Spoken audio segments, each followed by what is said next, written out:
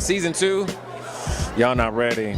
EUR Web is here on the scene for WGN presenting Underground in conjunction with Deadline. Tell us, what is it like playing your character on the show? It's amazing. It's fun. It's exciting.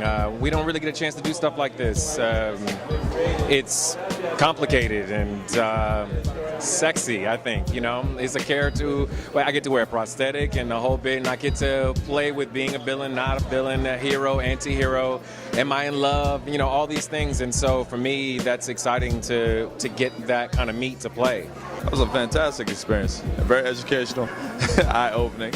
Honestly felt like I kind of grew as a person because you get to appreciate what you do have. You get to appreciate what someone else went through for you to be where you are, you know. And it was just, as an actor, refreshing because you got great material, you got to work with great people, and we had a fantastic crew. I'm so grateful for it. It was the most amazing experience I've ever had, and the most difficult. I love her. She's a queen mother, you know, she sacrifices everything for her children. I totally understand what that's like. I love young people. I love my nieces and nephews. They're like children. So it's very, but she's also very complex, so it makes it exciting as an actress. To live in her is kind of heavy, but I love her. People have no idea what goes into a production. How long does it actually take you to get the outfits together for each episode, and the cast members? Like, how much work is really involved? Who helps you, you know? So much. I actually had 4 shops going, 2 in Los Angeles, 1 in New Orleans, and 1 in Baton Rouge. I had so many people sewing for me. I had people making the clothes look old.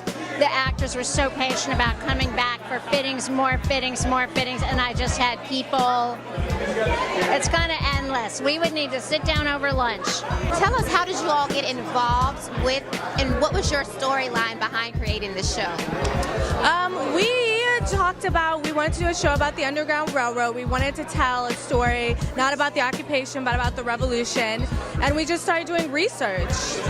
Yeah, and kind of the more we learned, the more we realized that the truth was stranger than fiction, that these were true American heroes and nobody's told their story before.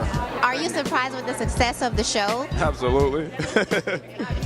You know, the thing about this is going into people's perceived notions of what it was a challenge, dealing with it, because everybody thought they'd seen it before, heard it before. A lot of people were predisposed to not wanting to engage this, but they gave us a chance, and once they saw how we executed differently, they really kind of fell in love with it. And the thing I find most surprising is I feel like our audience has taken more ownership of the show than we have, which is awesome.